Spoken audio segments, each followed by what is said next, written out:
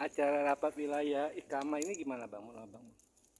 Ya, rapat Rakerwil ya, rapat Iya. kerja wilayah Ikatan Keluarga Madura DKI Jakarta terselenggara hari ini karena memang tuntutan dari ADART menuju musyawarah nasional yang akan diselenggarakan nanti di 2025. Jadi sebelum diadakan musyawarah nasional atau MUBES, musyawarah besar, kita DPW yang ada di bawah DPP dipersyaratkan atau diwajibkan mengadakan rapat kerja wilayah yang beberapa minggu atau bulan yang lalu diselenggarakan oleh DPW IKAMA Papua, IKAMA DPW Kalimantan Barat, dan giliran hari ini di DPW DKI atau DKJ yang terselenggara pada hari ini tanggal 25 Agustus 2024. Kebetulan saya selaku Ketua Ikatan Keluarga Madura DPW DKI atau DKJ,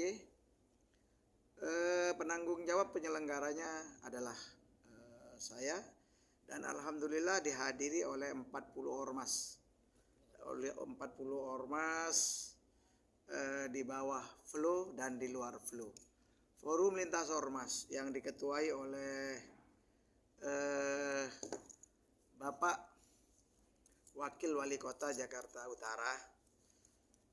Alhamdulillah tadi hadir berikut ormas-ormas di dalamnya yang ada sebanyak 36 ormas. Juga dihadiri oleh ormas kemaduraan yaitu Madas Nusantara. Apa sih? Madura asli Nusantara. Jadi juga dari FK Mabes, yaitu Forum Komunikasi Madura Bersatu yang membawakan seni pencaksilat, karena memang FK Mabes itu merupakan perkumpulan dari pelestarian kesenian pencaksilat yang selama ini merupakan bagian dari kebanggaan Indonesia, di mana pencaksilat atau IPSI-nya itu memang budaya Indonesia asli, terutama Melayu ya. Karena Madura itu sebetulnya bukan Jawa. Madura itu lebih dekat dengan Melayu, juga lebih dekat dengan Bugis dan teman-teman di Indonesia Timur ketimbang Jawa. Karena budayanya budaya sarungan, budaya sorenya ngaji, itu kan adanya di Melayu. Sementara kalau Jawa itu kebanyakan belangkon, kan seperti itu. Nah, maka dari itu alhamdulillah hadirin membeludak, kurang lebih dari anggota Ikatan Keluarga Madura sendiri. Tadi yang hadir tidak muat, ada di luar semua. Itu kurang lebih 750 anggota IKAMA yang hadir, ditambah kurang lebih 150 dari ormas-ormas non Madura, ditambah dari anggota FK Mabes mengirim kurang lebih 35 orang, dan Madas Nusantara kurang lebih 50 orang. Sehingga acara hari ini kurang lebih dihadiri oleh 1000-an hadirin yang hadir pada acara musyawarah rapat kerja wilayah dan dialog kebangsaan yang diadakan oleh kami Ikatan Keluarga Madura DPW IKAMA Provinsi Daerah Khusus Jakarta yang sekarang sudah menjadi DKJ. Bang, untuk visi misi IKAMA sendiri menurut Abang gimana Bang? Visi misi IKAMA itu ADART-nya adalah umum ya. Satu, menjaga solidaritas kekompakan warga Madura, membina, melindungi, mengarahkan di mana bumi dipijak, di situ langit dijunjung, serta tetap menekankan falsafah Madura, yaitu selalu mengikuti atau berbakti kepada Bapak, Babu, Guru, Ratoh, yang kalau di bahasa Indonesia kan kita itu harus selalu berbakti ke kedua orang tua, berbakti kepada guru-guru kita yang sudah mencerdaskan kita, mengajar ngaji, mengajar menghitung dan segalanya, juga harus taat atau berbakti kepada pemerintahan yang sah. Hasilnya dari apapun, mau hasil curang atau apa, kalau sudah dilantik itulah presiden kita yang sah. Jadi kita tetap harus taat selama 5 tahun. Ya tentunya mengeluarkan pendapat atau kritikan itu boleh saja, tapi tidak boleh menghujat atau apalagi merendahkan. Karena beliau bagaimanapun adalah simbol negara dan pimpinan kita yang selalu fotonya itu kita gantung, baik di tempat kantor-kantor, sekolahan maupun di tempat-tempat ibadah ya. Maka dari itu Mambu Guru Ratoh itu harus tetap dilestarikan. Termasuk budaya Madura juga. Itu termasuk bagian dari falsafah budaya Madura. Ya tentunya tujuan utamanya adalah bina, lindung, sejahtera. Membina, melindungi, dan ikut mensejahterakan dengan mengarahkan kepada hal-hal yang baik, mengarahkan kepada usaha-usaha yang baik, yang tentunya kegigihan masyarakat Madura itu sudah tidak diragukan lagi, karena memang 70% dari masyarakat Madura itu merantau. Di seluruh dunia itu ada orang Madura, apalagi hanya di seluruh Indonesia. Karena apa? Tukang sate itu dari setiap kecamatan, setiap pasar, setiap keramaian itu pasti ada.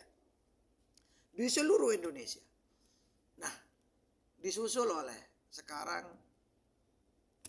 nasi bebek Madura, burjo, bubur kacang hijau Madura. Juga sekarang ini ada fenomenal baru, yaitu cappuccino. Iya, cappuccino itu karena 80% pedagang es itu adalah orang Madura, pedagang es batu, es kristal gitu ya. Dikembangkan dengan pengadaan es semacam es batu, es cappuccino. Itulah. Termasuk apa, sepeda keliling. Ya, itu kalau di Jakarta ada Starling namanya. Starling itu penjual kopi dengan membawa sepeda keliling di ibu kota ini, yang kebanyakan juga 99% itu orang Madura. Jadi Madura itu tetap terdepan, di mana ada ruko, di mana ada mall, di depannya pasti ada orang Madura. Program dari IKAMA di KJ ini, IKAMA, program kerjanya. Program kerjanya apa saja, Pak?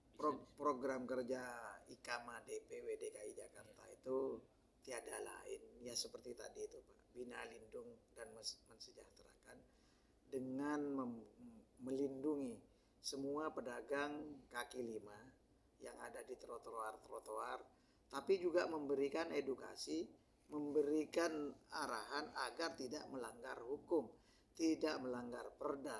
Apapun aturan yang diberikan oleh pemerintah itu harus diikuti.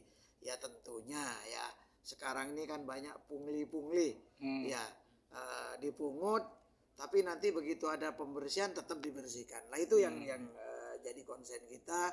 Kalau memang ada pungutan ya tentunya harus dilindungi, jangan hanya dipungut. Nah seperti itu. Pak, untuk menjelang Mubes itu tanggal berapa Pak? Bulan apa? Mubes itu akan diadakan di Madura pada pasca Lebaran Idul Fitri. Itu yang jelas sebelum H-7 di Lebaran Idul Fitri, karena diaspora yang ada di seluruh dunia itu kebanyakan pulang di Lebaran Idul Fitri. Idul Fitri dan dia akan berangkat setelah plus 7. Ya, berangkat plus 7. Jadi Mubes itu akan diselenggarakan sebelum H plus 7. Ya, sebelum H plus 7 dari Lebaran Idul Fitri.